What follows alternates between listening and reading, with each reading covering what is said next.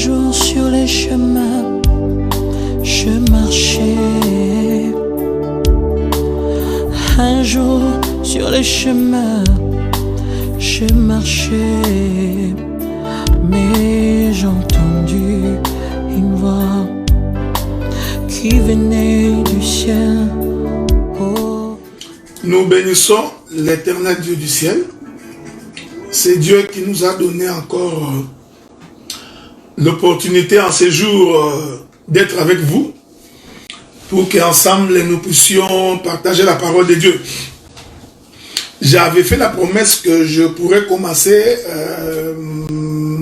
mon intervention sur les ministères, sur le ministère de la parole. Shalom, bien-aimé pasteur Jean-William. Donc, malheureusement, pour des raisons de convenance personnelle, et tenant compte de beaucoup d'éléments qui sont à ma possession, j'ai préféré renvoyer au plus tard notre intervention sur les ministères. Et comme vous savez, je ne vais pas mourir maintenant.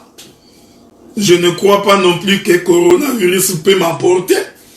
Donc nous aurons le temps de parler sur le ministère. Mais souffrez, après que nous ayons fini notre série sur la femme adultère infidèle coupée en 12 morceaux, que j'ai abordé en 7 épisodes, je crois que d'ici la fin de la semaine prochaine, vous aurez tous les épisodes sur ma page YouTube.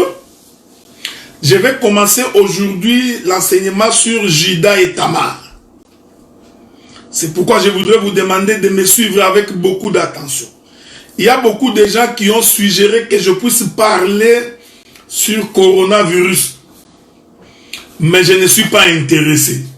Voyez-vous, parler de coronavirus, je ne suis pas intéressé. Parce que tout le monde est plongé dedans.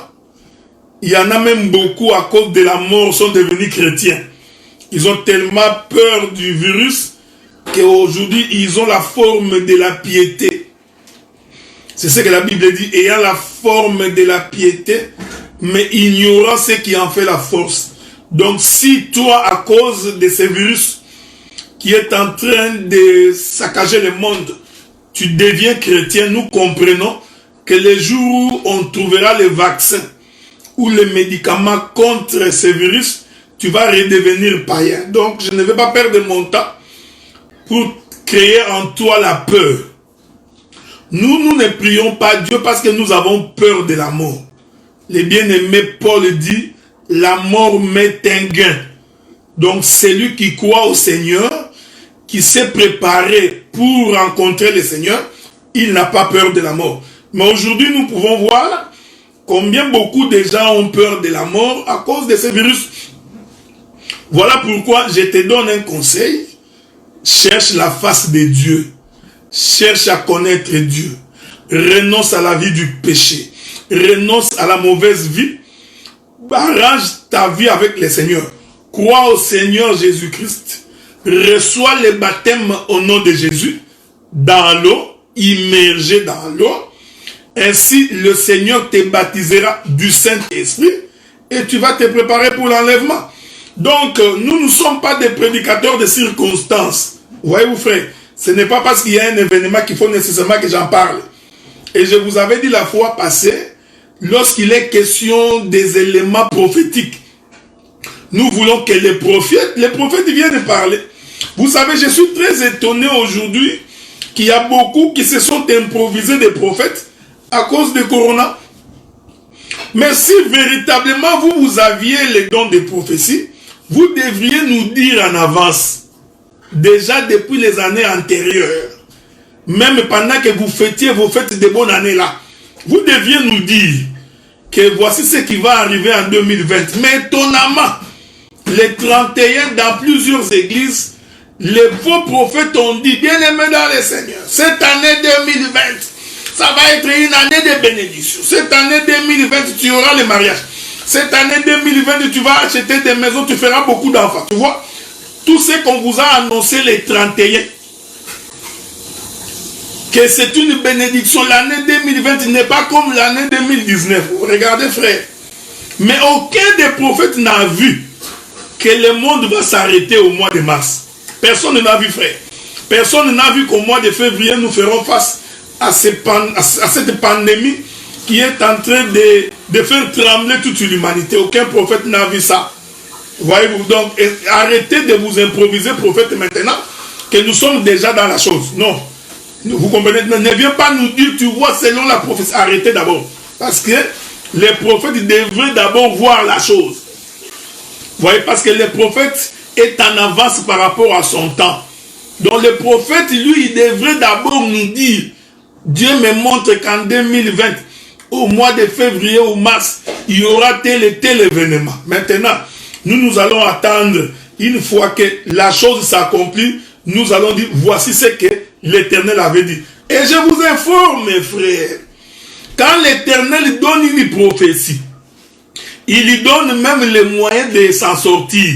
Dieu donne les directives. Il dit, voici la prophétie, voici comment vous devez vous comporter quand cette prophétie va s'accomplir. Étonnamment, aujourd'hui, aucun prophète ne nous dit comment nous allons nous en sortir avec le coronavirus. Dites-nous, qu'est-ce qui va arriver? On va trouver les vaccins. Dieu vous a-t-il montré les vaccins? Jusqu'à quand? Jusqu'à quand est-ce que nous sortirons du confinement? Ça, vous n'avez pas vu. Même Daniel avait compris. Lorsqu'il a lu les livres de Jérémie, il a compris que 70 semaines ont été fixées sur ton peuple et que nous allons sortir bientôt. Dites-nous. Au lieu de vous improviser prophète, c'est un conseil que je vous donne en tant que votre frère. Donc, il y a encore beaucoup de choses à annoncer dans la Bible. Nous n'allons pas perdre notre temps pour nous occuper du coronavirus. Nous ne perdons pas notre temps là-dessus, frère. Bon, si vous êtes prophète, dites-nous, coronavirus prendra fin quand? Dieu ne vous a pas montré ça? Quel est le nom du médicament? Vous attendez encore que le monde puisse donner la solution de leur manière et vous venez faire entrer Dieu dans ces choses. Est-ce que nous voulons dire que Dieu ne connaît pas que le coronavirus va arriver sur la terre? Ce n'est pas ce que j'ai dit. Dieu connaît chaque chose. Il sait ce qui va arriver, il le sait. Mais arrêtez de devenir prédicateur à cause de... Hein? Donc vous n'avez pas vu le coronavirus venir. À la fin de l'année, vous avez tous prophétisé. Cette année ici, vous aurez de bonnes choses. Cette année ici, la maladie ne vous atteindra pas. Cette année ici, vous allez vous marier. C'est une année de bénédiction. Dieu a dit l'année passée, c'était l'année de malheur. Cette année, vous avez prophétisé. Vous n'avez pas vu le coronavirus. Voilà. Maintenant, le coronavirus arrive. Nous attendons que vous puissiez nous dire quel est le nom que Dieu... Parce que vous savez, vous les prophètes, vous savez. Dites-nous quel est le médicament du coronavirus. Jusqu'à quand resterons-nous dans le confinement? Nous allons sortir ou nous n'allons pas sortir? Mais dites-nous. Est-ce que vous comprenez? Donc, s'il vous plaît, l'évangile, c'est d'abord que vous quittiez la vie du péché. C'est l'exercice auquel nous allons nous atteler. Le ministère nous a été donné pour préparer l'épouse à l'enlèvement. Voilà pourquoi nous allons vous donner le chemin qui va vous permettre de participer à l'enlèvement. Parce que nous croyons que ce monde ici va être détruit. La situation va s'empirer dans ce monde. Ça, nous le savons. Mais nous avons l'espoir que l'Éternel Dieu nous fera échapper ces choses. Dieu, écoutez ce qu'Abraham dit. Je vais vous lire une écriture, ce qu'Abraham dit, ok? Allons très vite lire cette écriture-là. Je crois que c'était au jour où l'Éternel a croisé Abraham. Qu'est-ce que l'Éternel Dieu dit? Souffrez, hein? Je vais vous trouver une écriture là-dessus. C'est juste pour vous aider à saisir ces choses. Souffrons. Je cherche une écriture. Quand l'Éternel voulut détruire Sodome et Gomorrhe. Je suis dans Genèse chapitre 18, le verset 25. Genèse chapitre 18, le verset 25. Écoutez ce qu'Abraham dit. Okay? On peut même commencer par le verset 24. Genèse chapitre 18. Commençons même par le verset 24. Je vais lire avec votre permission. Il est écrit ceci. Je commence par le verset 22. Les hommes s'éloignèrent et allèrent vers Sodome, mais Abraham s'était encore devant la présence de l'Éternel. Abraham s'approcha et dit, feras-tu aussi périr avec le méchant? Peut-être y a-t-il 50 justes au milieu de la ville. Les feras-tu périr aussi? Ne pardonneras-tu pas à la ville à cause des 5 justes qui sont au milieu d'elle? Faire mourir avec les méchants en sorte qu'il en soit du juste comme du méchant. Loin de toi cette manière d'agir. Loin de toi, celui qui juge toute la terre, n'exerce-t-il pas la justice? Donc Abraham pose la question à l'Éternel. Vas-tu faire mourir les justes avec les méchants? Abraham répond, loin de toi, ô Éternel, cette manière d'agir. Donc, nous comprenons que dans la manière de Dieu d'agir, il ne peut pas faire mourir le méchant avec le juste. Est-ce que vous comprenez? Nous comprenons que cette pandémie ne peut pas échapper au contrôle de Dieu. Mais nous disons que ce n'est pas Dieu qui est en train de frapper la terre. Parce que Dieu ne peut pas frapper les méchants avec les justes. Donc l'Éternel Dieu doit d'abord faire échapper les justes de sa propre colère. Est-ce que vous comprenez ça? C'est pourquoi en Égypte, avant que Dieu ne frappe l'Égypte, Dieu a d'abord demandé aux enfants d'Israël d'entrer dans la maison. Et nous expliquons qu'entrer dans la maison, c'est justement faire échapper le peuple. Frère, nous sommes le peuple de Dieu. C'est pourquoi nous ne tremblons pas, frère. Je vais vous faire remarquer que lorsque tu touches une écriture de l'ombre, c'est-à-dire une écriture de l'Ancien Testament, il faut faire très très attention. Parce que l'écriture de l'Ancien Testament, ces écritures ont des portées prophétiques. Ce sont des écritures qui ont plusieurs accomplissements. Donc ne prends pas une écriture dans l'ombre, la transposer aujourd'hui. Je voudrais faire remarquer aux prédicateurs. Parce qu'il y a beaucoup de prédicateurs qui prêchent, mais qui ne posent pas bien le fondement de la doctrine. Je voudrais faire remarquer aux prédicateurs que Dieu traite avec Israël comme une nation. Mais avec l'Église, Dieu ne traite pas avec nous comme une nation. Dieu traite avec nous par des individus. Donc il a tiré des hommes, des femmes de toutes les nations pour en faire une église, pour en faire son peuple. Mais pour Israël, Dieu traite avec Israël comme une nation. C'est pourquoi je vous avais dit, lorsque le roi en Israël pêche, Dieu frappe tous les pays. Le péché du roi, Dieu en impute à toute la nation. Mais aujourd'hui, si mon président pêche, ça n'a aucun rapport avec moi. Dieu ne peut pas me frapper parce que le président de mon pays s'est méconduit.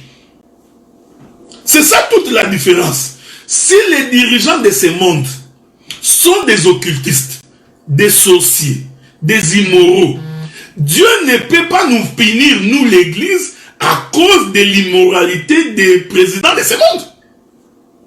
Mais pour Israël, quand le roi s'est méconduit, la nation a subi le poids. Donc je vous demande, quand vous êtes en train d'interpréter vos prophéties, de faire attention dans l'interprétation. Voilà pourquoi il n'est besoin pour moi de pouvoir m'atteler sur le coronavirus. Je trouve que beaucoup ont compris qu'ils doivent retourner vers le Seigneur. Mais si vous êtes rentré chez Dieu à cause du coronavirus, je vous informe que le coronavirus prendra fin. La grippe espagnole a tué beaucoup plus de gens que le coronavirus. Allez lire l'histoire. La grippe espagnole, beaucoup de gens sont morts. Après la Deuxième Guerre mondiale, beaucoup. Plus qu'aujourd'hui. Mais comme à l'époque, il n'y avait pas l'internet, pas de connexion, pas de mondialisation, c'est pourquoi vous n'aviez pas prêché. Donc aujourd'hui, si on n'avait pas internet, mondialisation, beaucoup ne prêcheraient même pas coronavirus. Parce que ce que nous vivons aujourd'hui, nous l'avons vécu avec la grippe espagnole. Pire même que ça. Les morts, les pandémies, il y en aura toujours. Dieu, le Seigneur Jésus-Christ a prophétisé que ces choses arriveront. Voilà, donc nous laissons le soir au prophète de venir nous expliquer ça. Rentrons sur notre thème. Je suis en train d'introduire aujourd'hui une nouvelle série qui sera probablement de 6, 7 ou 8 épisodes. Ça dépendra de la manière dont Dieu va nous conduire. Je vous ai toujours dit que lorsque nous prêchons l'évangile, nous prêchons l'évangile pour atteindre tout le monde. Nous ne prêchons pas l'évangile pour notre église locale, non pas pour notre communauté chrétienne. Je ne suis pas prédicateur de la communauté chrétienne. Voilà pourquoi j'ai toujours refusé que vous me colliez l'étiquette de membre d'une communauté des assemblées des saints. Non. Nous sommes prédicateurs pour que tout le monde puisse bénéficier de la parole. Et nous faisons un effort pour que même ces gens qui n'ont pas marché avec nous, qui n'ont pas évolué dans la même église que nous, que tous aussi puissent comprendre l'évangile. Voyez-vous, c'est ça la bonne nouvelle. La bonne nouvelle, c'est que nous enseignons pour que les gens quittent la mauvaise vie, l'ancienne vie, commencent une nouveauté de vie. Et nous faisons cette marche ensemble avec vous, parce que je voudrais moi aussi remporter cette couronne. Donc je prêche aussi pour que moi-même également que je sois sauvé. C'est pourquoi Paul dit, j'ai fait de ces choses, moi et Apollos, une application à notre propre personne, pour que nous ne puissions pas prêcher en vain. Donc si tu m'écoutes, je t'enseigne ces choses pour que tu te rapproches du royaume, pour que tu deviennes un homme et une femme transformés, un homme et une femme changés, de bon cœur, un homme qui croit véritablement au Seigneur, que le Saint-Esprit puisse produire en toi les œuvres dignes de la repentance. Si nous t'avions connu jadis prostituée, l'évangile doit faire de toi une femme ou un homme transformé. Si nous t'avions connu jadis escroc, farceur, il faut que par l'évangile, que nous puissions voir que tu es un homme transformé et changé. C'est la raison de l'évangile. Maintenant, prenons notre texte de base. Nous sommes dans le livre de Genèse, chapitre 38. Je commence par le premier verset. Il est écrit: en ce temps-là, Juda s'éloigna de ses frères et se retira vers un homme d'Adullam nommé Hira. Là, Juda vit la fille d'un Cananéen nommé Shua. Il l'a pris pour femme et alla vers elle. Vous comprenez? Elle devint enceinte et enfanta un fils. Elle appela Er. Elle devint encore enceinte, enfanta un fils qu'elle appela Onan. Elle enfanta de nouveau un fils qu'elle appela Shelah. Juda était à Zib quand elle enfanta. Nous allons d'abord nous limiter là parce que nous enseignons. Je ne suis pas en train de faire une prédication. Je suis en train de faire un enseignement. Laissez-moi poser les bornes pour que tu n'ailles pas au-delà. Quand nous sommes en train de lire la Bible, il faut toujours te dire que toutes les histoires qui sont racontées dans la Bible, Dieu parle premièrement de lui-même. Quand tu lis une histoire dans la Bible, comprends que Dieu est en train de communiquer d'abord sa propre pensée. Il communique d'abord ce que lui-même conçoit. Donc, il faudrait éviter, quand nous sommes en train de lire Juda, tu commences à t'imaginer un Juda qui se promenait quelque part. Non, comprends que dans cette histoire, Dieu raconte sa propre vie. Parce que la parole de Dieu, c'est le testament de Dieu. Or, dans un testament, l'auteur du testament exprime ses propres pensées. Il exprime ses propres désirs. Il exprime sa propre volonté. Voilà. Dans les testaments, il est question de la volonté du testateur. Est-ce que vous me comprenez? Donc la Bible n'exprime pas ta pensée. La Bible n'exprime pas la pensée de mon oncle, ni de mon père, ni de ma femme, ni de mes enfants. La Bible n'exprime même pas ma propre pensée. Voilà pourquoi j'ai toujours attiré votre attention. Pour vous dire, si un homme s'approprie l'écriture, comprenez que cet homme est très dangereux. C'est un voleur, c'est un usurpateur. Parce qu'il n'y a qu'un usurpateur qui s'arroge le droit de ce qui ne lui revient pas. Est-ce que vous comprenez ce que nous disons? Donc, si un prédicateur prend la Bible, il dit, j'ai lu dans la Bible que le prophète Élisée est monté sur un enfant et s'est couché dessus. Moi aussi, ton pasteur, je vais te communiquer l'onction. Voilà pourquoi je vais monter sur toi. Cet homme, c'est un bandit, c'est un brigand. Pourquoi? Parce qu'il s'est approprié une écriture qui ne lui appartient pas. Donc l'écriture parle de Dieu. Est-ce que vous comprenez? C'est comme ça qu'on comprend la Bible. Cette façon va vous permettre de distinguer les vrais serviteurs des faux serviteurs.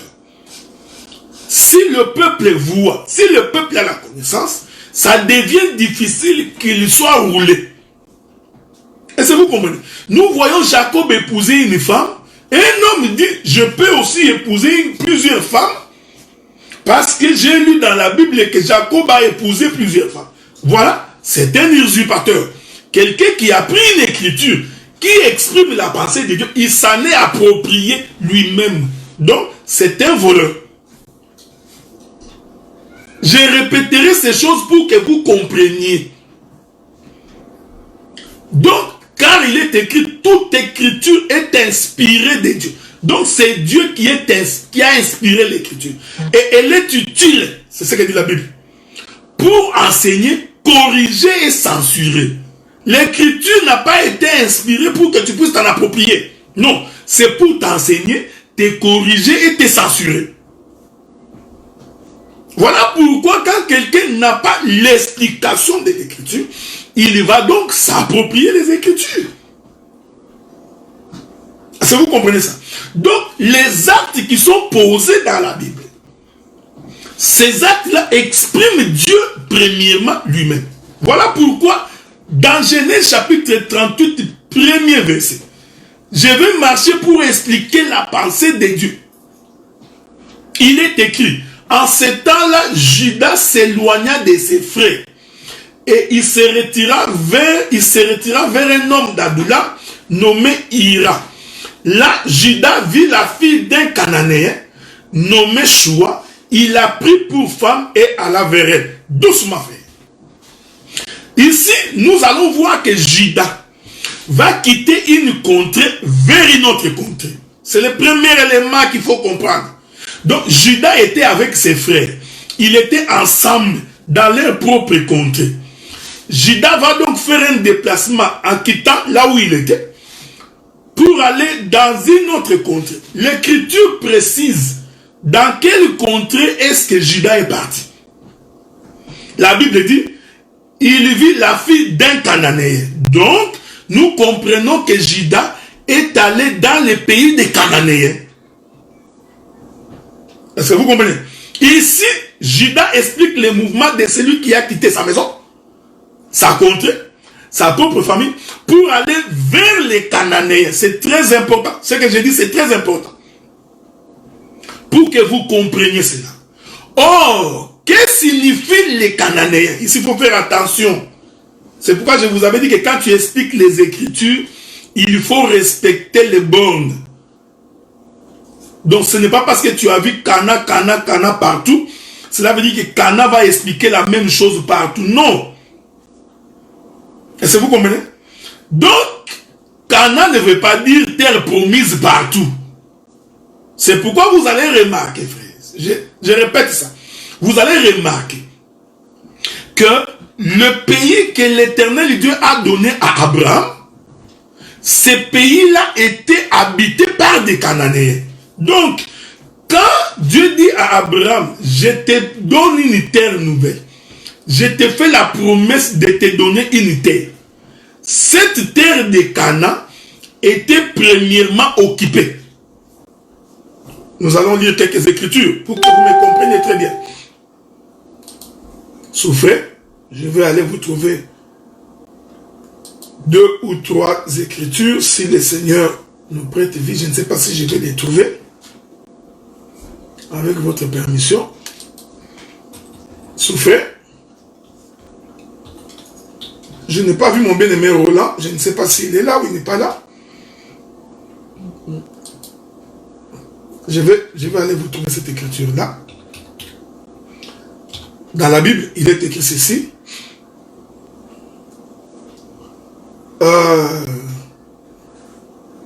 Regardez, prenons les livres de... Quand vous prenez Genèse chapitre 15. Genèse chapitre 15.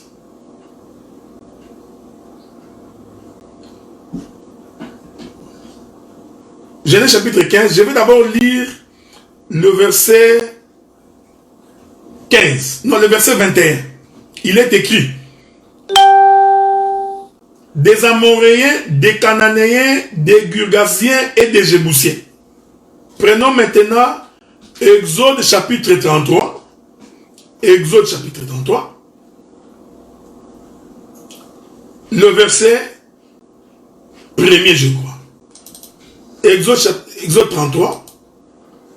Je vais commencer par le verset 1er. Il est écrit: l'Éternel dit à Moïse, va, pars d'ici, toi, le peuple que tu as fait sortir du pays d'Égypte. Monte vers le pays que j'ai juré de donner à Abraham, à Isaac et à Jacob, en disant, je leur donnerai à ta postérité. Est-ce que vous voyez? Dieu demande à Moïse de prendre le peuple, de l'amener dans les pays qu'il avait promis à Abraham, à Isaac et à Jacob. Maintenant, il dit, j'enverrai devant toi un ange. Je chasserai les Cananéens, les Amoréens, les Étiens, les Phérésiens, les Éviens et les Jébusiens. Donc, le pays qu'on avait promis à Abraham était un pays occupé. C'était occupé par des peuples païens. Est-ce que vous me suivez? Donc, le pays de la promesse qu'on appelle Canaan, c'était un pays sous occupation. Le terme sous occupation n'est pas un bon terme. C'était un pays occupé. Donc ce n'était pas un pays vide où Israël devait venir et entrer. Est-ce que vous comprenez? Donc ce pays-là, c'était un pays où les hommes habitaient. Mais les hommes qui habitaient dans ces pays, c'était des incirconcis. Donc c'était des païens. Est-ce que quelqu'un m'entend? Laissez-moi faire de l'exhortation. Je fais le pastorat. Vous allez comprendre que même dans la vie comme ça, Dieu peut te faire une promesse. Mais comprends que la promesse, pour l'obtenir, ça ne va pas être facile. C'est-à-dire que ça demande un combat pour entrer dans la promesse. C'est très important ce que j'ai dit. Voilà pourquoi beaucoup de gens ont abandonné la voie du Seigneur. Parce qu'ils ont pensé que quand ils vont croire au Seigneur, ils vont marcher comme si on soit en train de marcher sur les roses. Même dans l'hypothèse où tu veux cueillir les roses, mais tu oublies que les roses ne germent que là où il y a des épines. Donc même pour avoir les roses, il faut accepter de marcher sur les épines. Est-ce que vous comprenez? C'est comme ça que beaucoup de gens ont abandonné la voie du Seigneur. Or, quand la Bible te demande d'être patient et persévérant, donc Dieu te fait comprendre que tu ne peux pas obtenir aussi facilement. C'est-à-dire que tu dois lutter, tu dois persévérer. La persévérance n'est possible que lorsqu'il y a de la résistance. Voilà pourquoi, tout en faisant la promesse à Abraham d'un pays où coulent les laits et les miels, l'Éternel au moins nous enseigne que dans ces pays-là, c'était occupé, frère. Donc, ici, je t'exhorte pour te dire que la vie appartient aux hommes qui ont la patience. Les gens qui n'abandonnent pas, les gens qui ne baissent pas les bras, les gens qui, malgré les difficultés, malgré les problèmes, ce sont des gens qui continuent. Pourquoi? Parce que la promesse, elle est vraie. Mais pour y accéder, tu trouveras que c'est occupé. Voilà pourquoi, ici, j'ai fait la pastorat. Voilà pourquoi, dans la vie, il peut y avoir des sorciers qui peuvent te combattre pour ne pas obtenir ce que tu veux. Les démons peuvent te livrer des combats pour ne pas accéder à ce que tu veux. Mais pourtant, tu as la promesse. Tu fais des choses qui ne marchent pas. Tu fais des choses qui n'aboutissent pas. Tu fais des choses qui n'atteignent pas leur objectif. Cela ne veut pas dire que la promesse de Dieu n'est pas vraie. Non, la promesse de Dieu est vraie. Mais il faut persévérer. Il faut patienter. Il ne faut pas baisser les bras. Est-ce que vous comprenez? Donc, j'ai fini mon exhortation. J'ai fait la pastorat. Ici maintenant, nous rentrons. Donc, le pays de Canaan, c'était un pays des païens. C'était un pays des incirconcis. Maintenant, vous comprenez. Or, Juda, il est de la maison d'Abraham. Donc, Juda, c'était circoncis. Or, les circoncis, ce sont les gens qui ont l'esprit de l'Éternel. Selon le livre de Paul. Les incirconcis sont des païens. Donc, nous comprenons maintenant que le voyage de Juda, qui quitte ses frères pour aller vers le pays de Canaan, Dieu parle de lui-même. Il explique le mouvement que lui, Dieu, quittera le trône, il quittera sa maison, il quittera sa souveraineté, il va aller chez les païens, il va donc aller chez les nations, chez les incirconcis. Est-ce que quelqu'un m'entend? Est-ce que vous comprenez? Donc, il a donc abandonné ses frères. C'est pourquoi je vous avais toujours dit, frère, dans l'ombre, il faut faire attention, parce que l'ombre n'est pas la représentation exacte des choses. Donc, dans l'ombre, c'est comme un voile. Oui, frère. Donc, c'est pourquoi je marche pour expliquer ces choses. Vous allez voir que toute la Bible de Dieu parle de lui-même. Donc, toi, tu n'es pas Juda. Oh non, tu vois, moi, je vais quitter mes frères et mes sœurs. Je vais descendre, aller dans une boîte de nuit. Parce que la boîte de nuit, c'est aussi ces canards chez les païens. Je vais aller me trouver une femme là-bas. Non, non. Tu t'es approprié l'écriture. Ça ne te concerne pas. C'est pourquoi j'ai toujours donné un conseil aux frères qui connaissent le Seigneur. Si tu veux te marier, si tu étais païen, la Bible dit que Dieu ne tenant pas compte du temps d'ignorance. Ça, c'est autre chose. Mais toi qui as cru au Seigneur pendant que nous prêchons, si tu es chrétien, ne va pas épouser une femme païenne. C'est un conseil des Écritures. Tu auras des difficultés énormes. Tu vas souffrir. Toi aussi, une sœur qui croit en Dieu, pendant que nous parlons que tu es païen, n'accepte pas le mariage d'un homme païen. Parce que Dieu avait interdit. Vous allez voir, je vais expliquer toutes ces choses. Dieu avait interdit d'épouser une étrangère. Tu vois un homme beau, zéro faute comme moi, tu craques. Tu penses que le mariage c'est la beauté. On te dit, cet homme ne respecte pas la parole de Dieu. Il n'a pas peur de Dieu. Toi tu dis, non, non, non, non, non, non. Moi je vais les transformer. C'est comme si c'est toi qui convertis les cœurs des gens. Aucun prédicateur ne peut convertir quelqu'un. C'est l'Éternel Dieu seul qui convertit. Nous te donnons un conseil. Maintenant, tu épouses, parce que si tu n'écoutes pas, nous allons te laisser. Tu épouses un païen. Quand il va commencer à te taper tous les jours, maintenant tu veux que nous entrions en prière. Tu vas nous donner du travail parce que tu n'as pas voulu écouter. Nous t'avions dit de ne pas épouser une étrangère. Oh non, cette femme ne me respecte pas. Cette femme, elle est insoumise. Mais qui t'avait dit d'aller prendre une étrangère?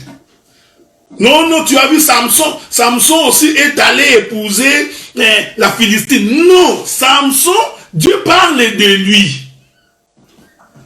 Est-ce que vous comprenez? Donc la Bible, ce n'est pas question. Ça ne te concerne d'abord pas.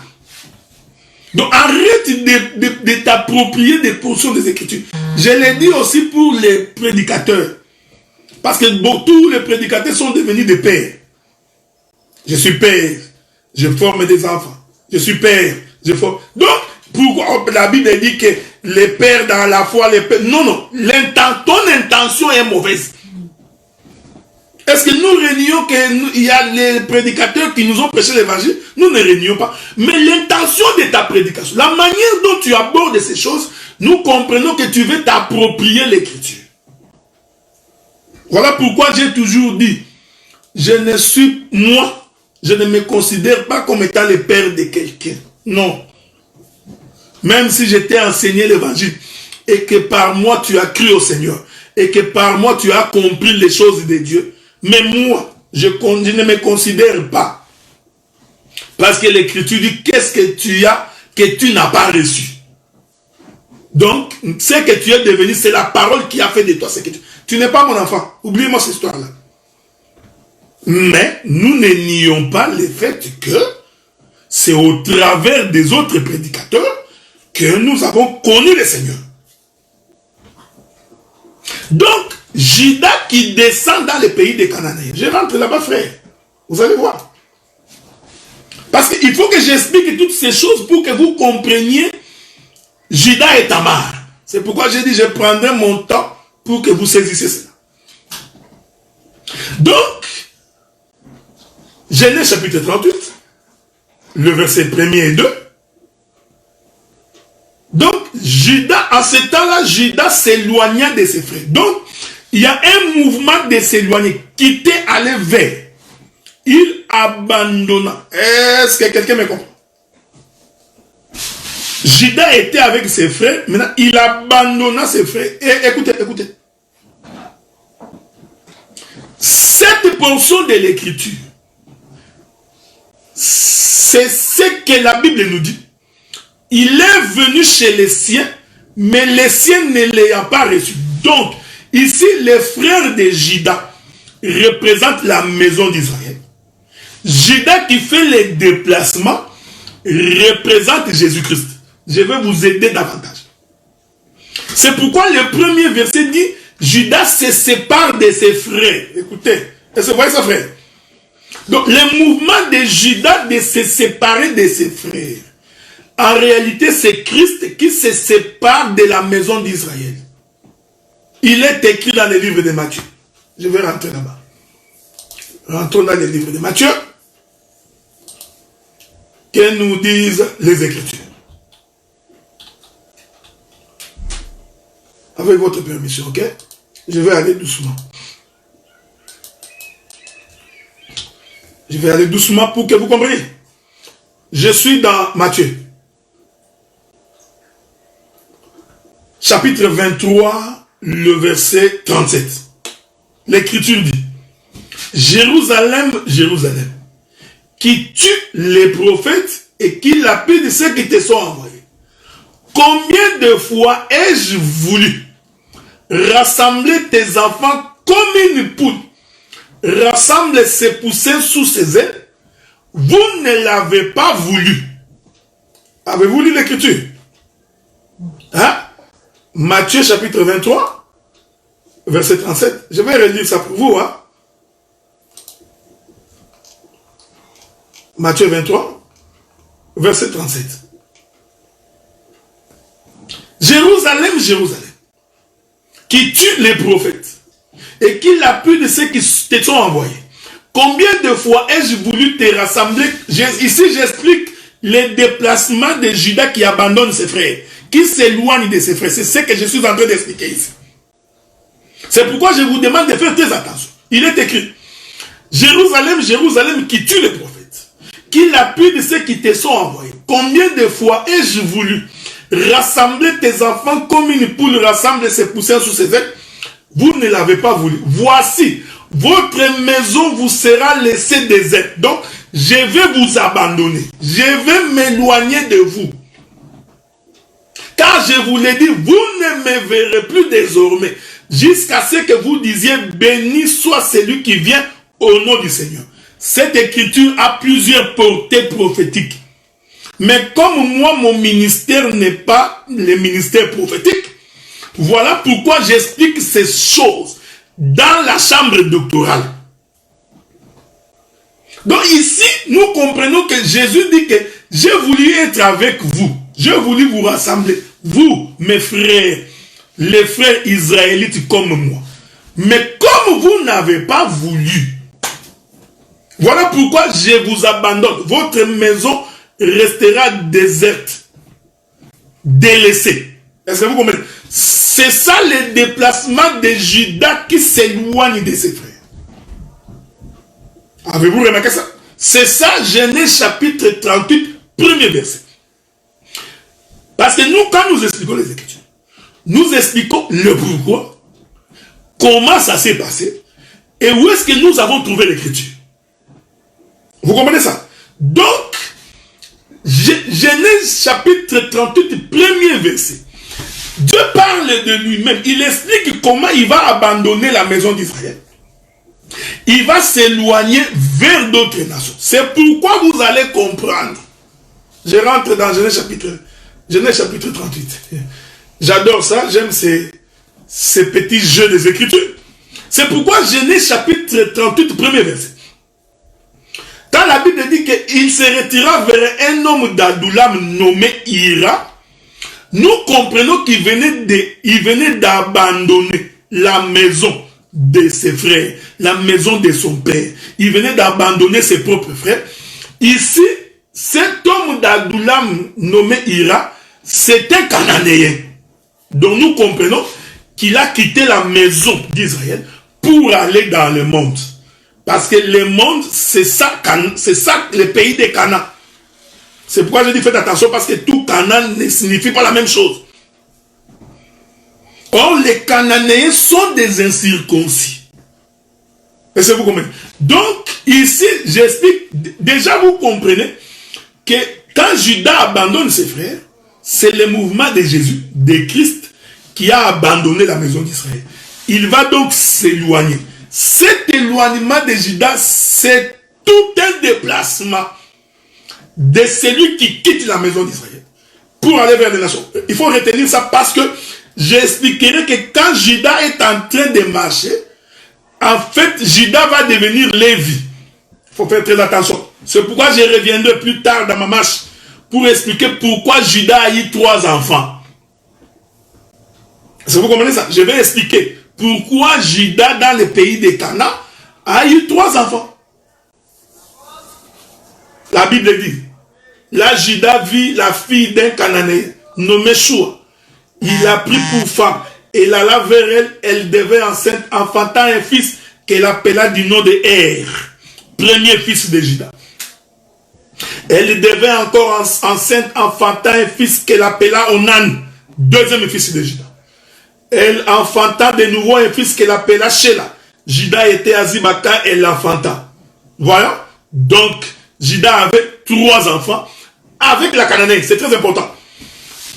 Parce que Israël considérait Jésus comme étant le fils de David, c'est-à-dire comme étant le roi. Pour Israël, le Messie serait un roi. C'est pourquoi Pierre ne pouvait pas comprendre quand Jésus lui disait il faut que le Fils de l'homme soit livré entre les mains des impies, qu'il y souffrit et qu'il mourut. C'est comme ça que Pierre dit non, tu ne peux pas mourir. Parce que nous savons que le fils de David doit régner éternellement sur le trône. Donc nous attendions un roi qui doit monter sur le trône. C'est ça Judas a fait. Le 4e fils de Jacob, c'est la royauté. Voyez-vous, c'est pourquoi les rois en Israël doivent tous sortir de la tribu de Juda selon la volonté de Dieu. Si tu deviens roi en Israël sans passer par Juda, ce n'est pas la volonté de Dieu. C'est le cas du roi Saoul, qui était un benjamite, de la tribu de Benjamin. Parce que c'était un roi qui a été choisi par le peuple. Mais Juda, c'est la royauté. Je répète ça bien. Rentrons. Parce que des fois, les gens vont bien nous saisir. Prenons le livre de Genèse chapitre 49. Genèse 49. Genèse 49. Le verset 8. L'Écriture dit, Juda, tu recevras les hommages de tes frères. Je suis dans Genèse 49, verset 8. Juda, tu recevras les hommages de tes frères. Ta main sera sur la nuque de tes ennemis. Et les fils de ton père se prosterneront devant toi. Or, si les fils doivent se prosterner, donc Juda était le roi. Donc Juda était Dieu. Parce que on ne peut pas se prosterner devant qui que ce soit. Un hébreu, un juif sait que si je dois me prosterner, je ne me prosternerai que devant l'Éternel. Voilà pourquoi quand ils sont allés dans le pays de Babylone, et que le roi Nabuchodonosor, après avoir sonné de la trompette, demande à Shadrach, Meshach et Abednego de se prosterner, les trois ont répondu, nous ne pouvons pas nous prosterner devant qui que ce soit. Nous ne pouvons nous prosterner que devant l'Éternel. Donc, un juif sait que pour se prosterner, il ne peut pas se prosterner devant un homme. Maintenant, vous comprenez la prophétie. Quand Jacob dit que tes frères et ses frères doivent se prosterner devant. Donc ici, Juda est élevé. C'est le roi qui est élevé. Et ses frères doivent se prosterner au-devant de lui. Donc c'est une prophétie. Or, Dieu parle de lui-même. Parce qu'il n'y a que devant l'Éternel qu'on peut se prosterner. On ne peut adorer que l'Éternel Dieu. Dieu n'accepte pas que l'adoration soit pour quelqu'un d'autre. Est-ce que vous comprenez ça? Donc, nous comprenons maintenant que... Je continue. Je prends le verset 10. Il est écrit. Le sceptre ne s'éloignera point de Juda, ni les bâtons souverains d'entre ses pieds, jusqu'à ce que vienne les Shiloh et que le peuple lui obéisse. Est-ce que vous comprenez, frère? Donc, on ne peut obéir qu'à Juda. Pourquoi? Parce qu'il a le bâton du commandement. Je n'entre pas dans beaucoup de détails. Parce que le bâton du commandement, c'est la parole. On commande par la parole. La parole qui a tout créé. C'est la parole qui ordonne et les choses s'accomplissent. Donc, Juda, c'était le roi. C'était Dieu lui-même. Donc, Dieu parle de lui. Maintenant, il explique dans Genèse 38 son propre déplacement. Il est en train d'expliquer son propre déplacement. C'est-à-dire, il quitte ses frères. Il va aller dans le pays de Canaan. Ici, le pays de Canaan, c'est le monde. Est-ce que vous comprenez? Parce que c'est dans le monde que nous avons des incirconcis.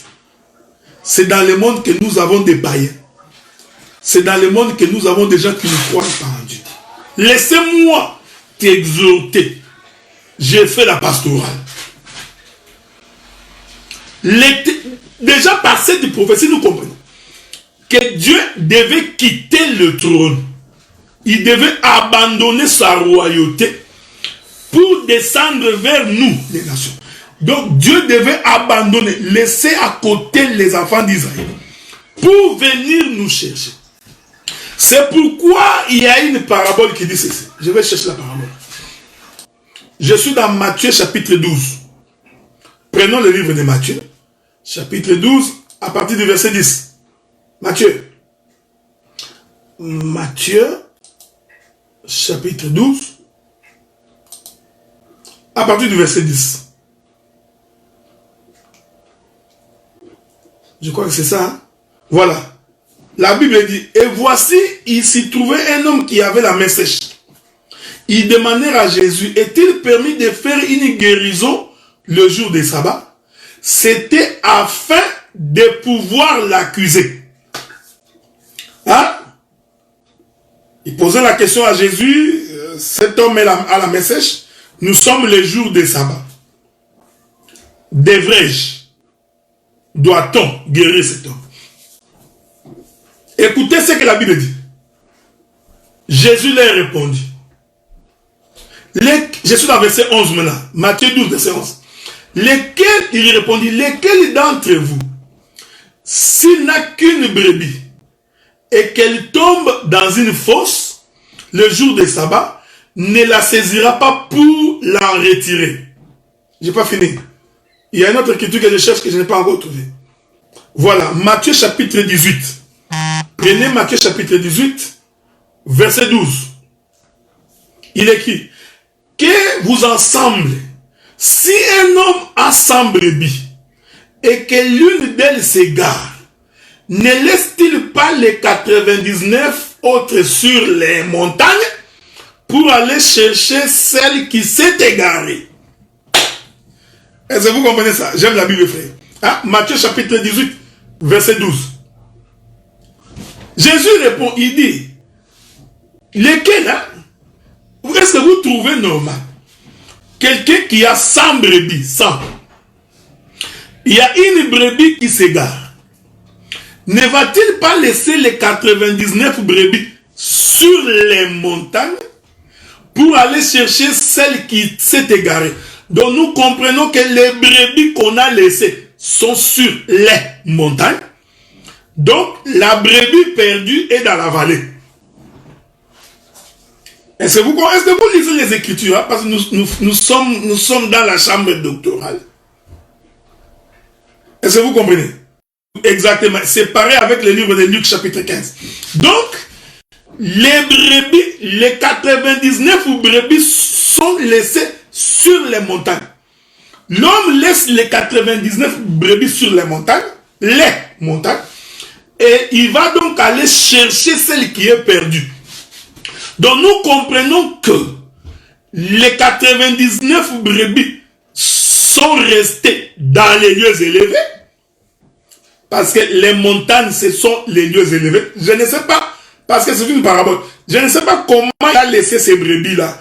Est-ce qu'il a laissé, puisqu'il y a plusieurs montagnes, hein? Est-ce qu'il a laissé les brebis séparées dans les différentes montagnes? Tu vois, c'est ici le ministère. Maintenant, pour aller chercher la brebis égarée, donc nous comprenons que la brebis égarée n'était pas sur la montagne. Donc la brebis égarée doit se trouver dans la vallée. Pourquoi? Parce que l'opposition de la montagne, c'est toujours la vallée, frère. C'est très important. Or, la vallée par rapport à la montagne, la vallée est en bas. La montagne est en haut. Je suis toujours en train d'expliquer Genèse chapitre 38, premier verset. Judas s'éloigne de ses frères. Il y a tous les gens qui n'arrêtent pas de m'appeler. Judas qui s'éloigne de ses frères. Voyez-vous? Or, les 99 brebis qu'on laisse sur les montagnes, c'est ça les frères de Judas. C'est ça la maison d'Israël. Et la brebis égarée, c'est les nations. Donc c'est nous. Nous étions égarés où? Dans la vallée. Or, la vallée, c'est ça le monde. C'est là où se trouvent les incirconcis. C'est là où se trouvent les païens. Voyez-vous, frère? Donc, ici, Jésus explique son propre mouvement. Vous allez comprendre que quand on dit les montagnes, nous comprenons que l'Éternel Dieu a laissé Israël sur les montagnes. Les montagnes ici, c'est la loi, les psaumes et les prophètes. Pourquoi? Parce que Israël, jusqu'à ce jour, il garde encore la loi de Moïse, les psaumes et les prophètes. Ils sont toujours en train de marcher avec la loi, les psaumes. Donc, le Seigneur savait que même quand je me serais déplacé pour aller chercher une seule brebis, les 99 ne vont pas se perdre. Pourquoi? Parce que je les ai laissés entre les bonnes mains. Je les ai laissés sur les montagnes.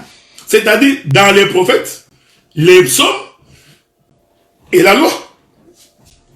Est-ce que vous comprenez? C'est pourquoi quand Judas fait les déplacements, il fait les déplacements pour aller dans le monde.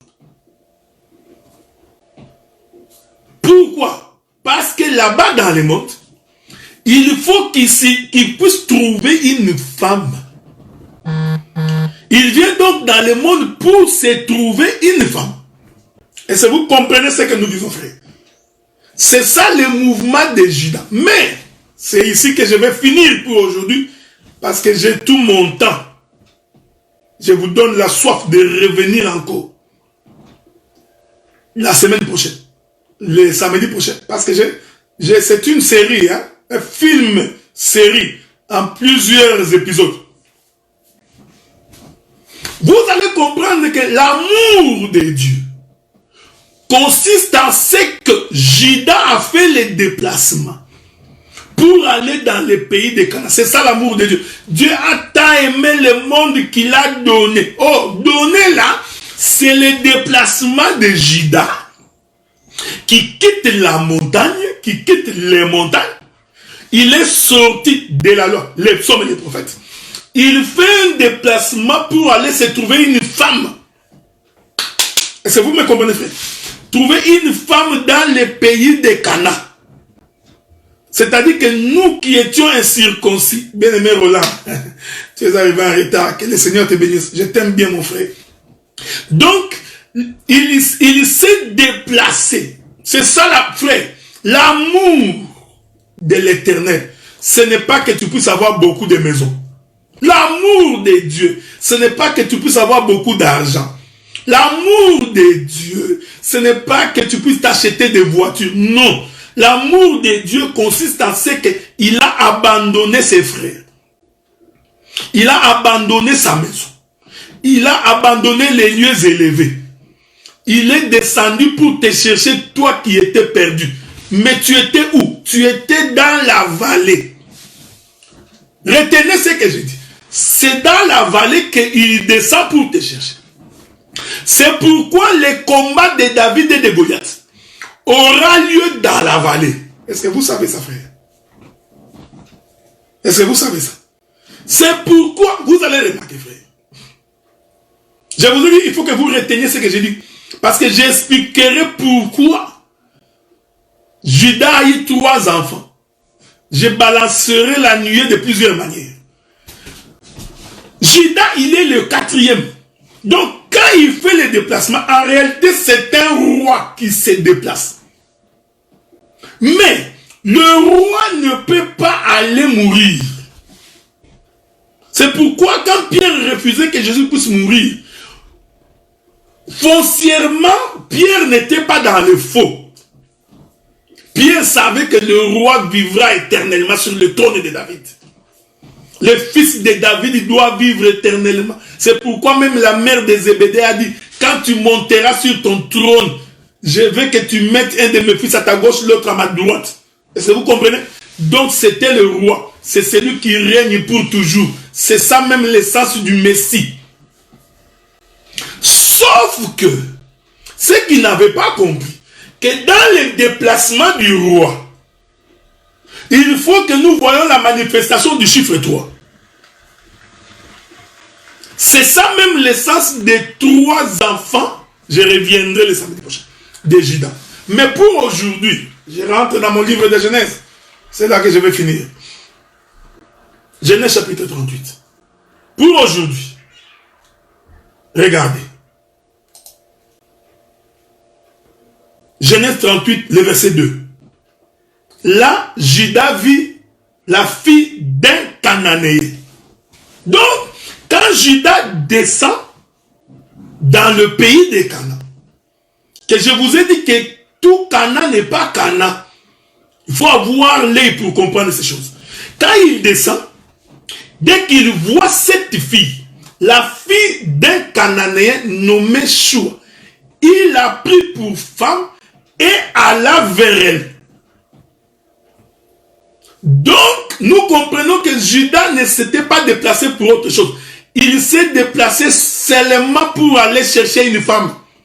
Et la femme dont il est allé chercher doit se trouver chez les Cananéens. Donc, toi, tu étais une Cananéenne. Tu étais quelqu'un de ce monde. Tu étais un incirconcis. L'Éternel Dieu s'est déplacé. Il a abandonné ses frères. C'est ça Judas qui abandonne ses frères, qui s'éloigne de ses frères. Il a abandonné ses frères pour venir te chercher toi. C'est ça l'amour de Dieu, frère.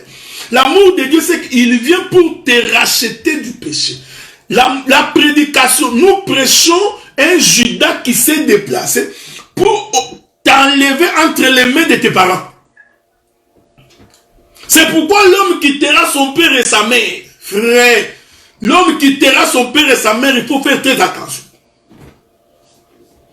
Et s'attachera à sa femme. Donc, il était venu spécialement pour ça. C'est pourquoi l'Écriture dit, Judas vit la fille d'un Cananéen. Or, Dieu ne change pas de loi, frère. Est-ce que vous suivez moi attentivement? Dieu dira à Moïse plus tard qu'un juif ne peut pas épouser une étrangère. Un juif n'épousera pas l'île cananéenne. C'était la loi de Dieu. Ne prenez pas pour femme les filles de Canaan. Souvenez-vous d'Abraham. Abraham dit, je ne voudrais pas que mon fils épouse une fille parmi les filles de Canaan. Voilà pourquoi tu iras dans ma famille. Est-ce que vous comprenez ça? Mais c'est pourquoi je t'ai dit, arrête de t'approprier les Écritures. Les Écritures, ce ne sont pas tes vêtements. Les Écritures sont les vêtements de Dieu lui-même. Donc, dans les Écritures, Dieu parle de lui, frère. J'insisterai, je parlerai toujours. Dieu, dans les Écritures, il parle de lui. Un prédicateur, quand il s'approprie l'Écriture, en droit, c'est un usurpateur. Il est coupable. On doit l'arrêter. C'est pourquoi aujourd'hui, beaucoup sont devenus des petits dieux, des ministres intouchables. La loi de l'impunité, ils en ont élevé dans des églises. Vous vous plaignez que non, des dirigeants africains sont en train de proliférer l'impunité. Mais vous aussi. Non, l'homme de Dieu, il s'est méconnu, il vit mal, on ne peut pas toucher. Donc, vous vous êtes approprié les Écritures, on ne touche pas à mes ouins. Tu t'es approprié l'Écriture. Ce n'est pas toi. Même quand Dieu dit ces choses, il parle d'abord de lui-même. Est-ce que vous comprenez ce que nous disons? C'est pourquoi je vous ai toujours dit de ne jamais être fanatique de quelqu'un. J'ai toujours répété ça, frère. Même si tu m'aimes bien, tu m'aimes beaucoup, frère, je t'interdis d'être mon fanatique. C'est la voie par excellence que je te montre. L'évangile, nous le prêchons même au détriment de nous-mêmes, frères.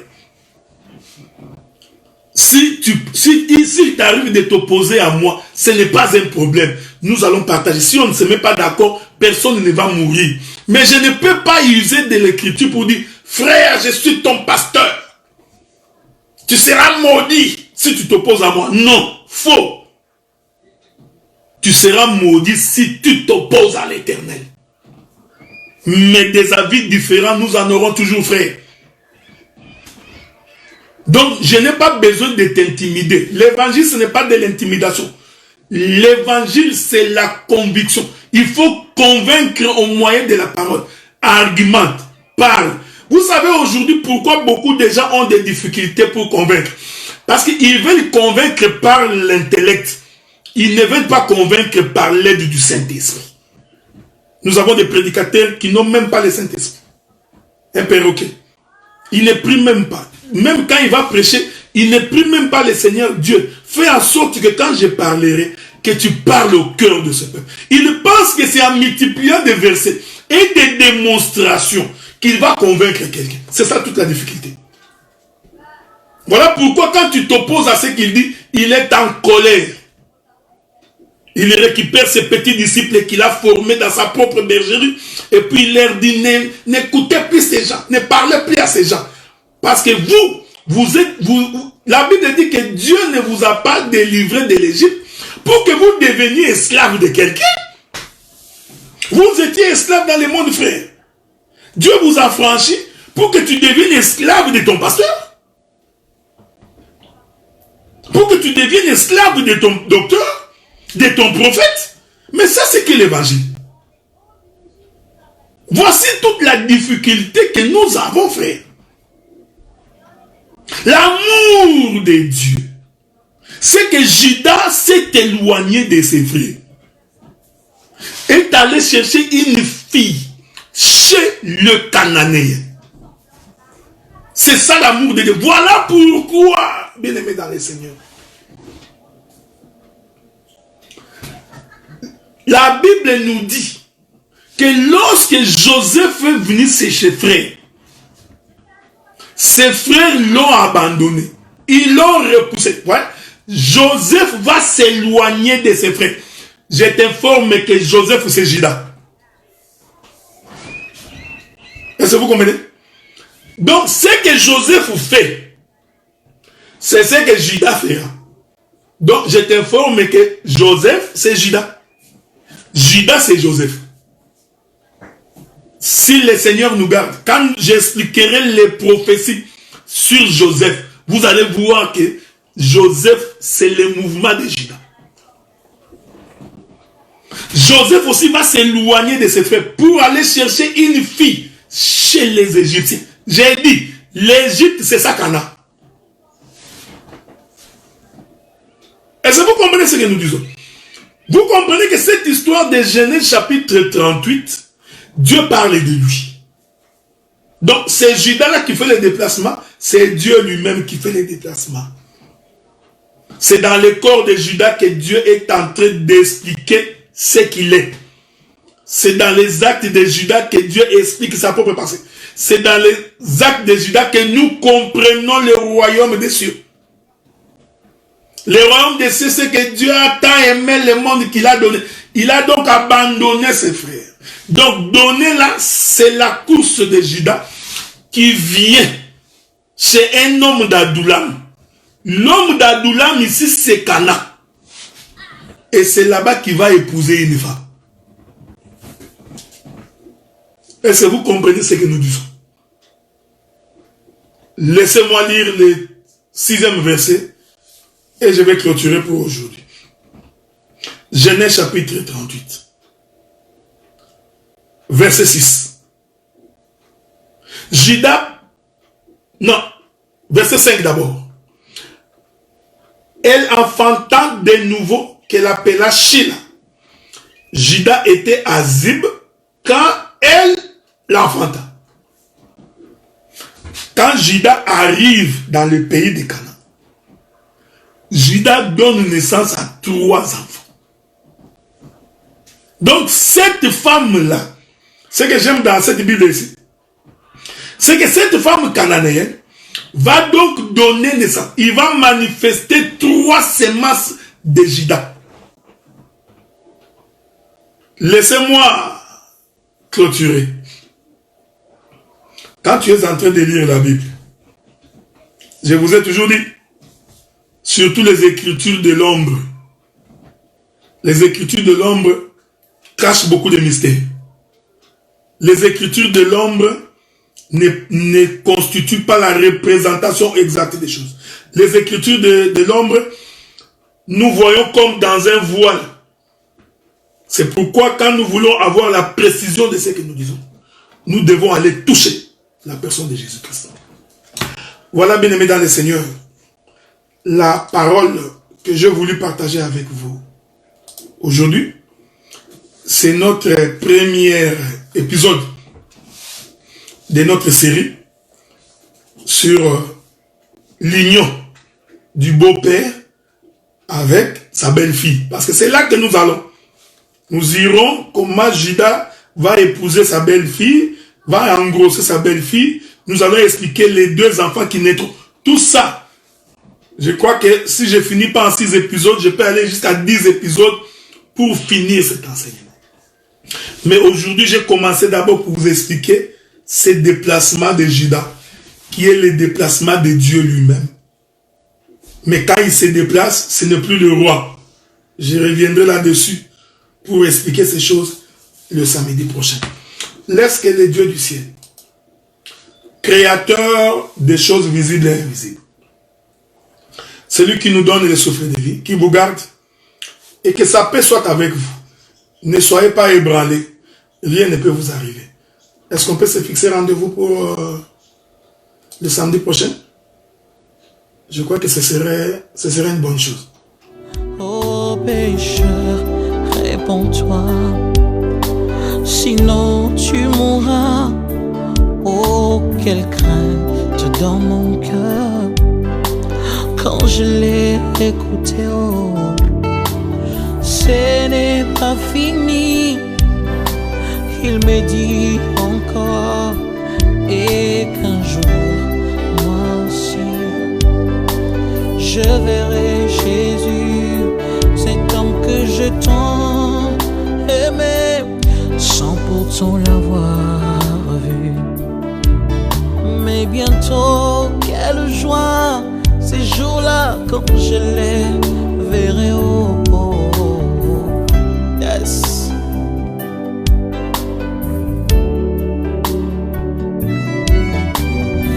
Malgré les conditions de ce monde, oh, malgré les conditions de ce monde, oh, moi je ne compte que sur ta grâce. Moi je verrai Jésus, car celle-ci m'emmènera devant Jésus mon Dieu, cet homme que je tant aimé, sans pourtant l'avoir vu. Mais bientôt, quelle joie, oh, quelle joie, oh, quelle joie, moi et Jésus dans les airs.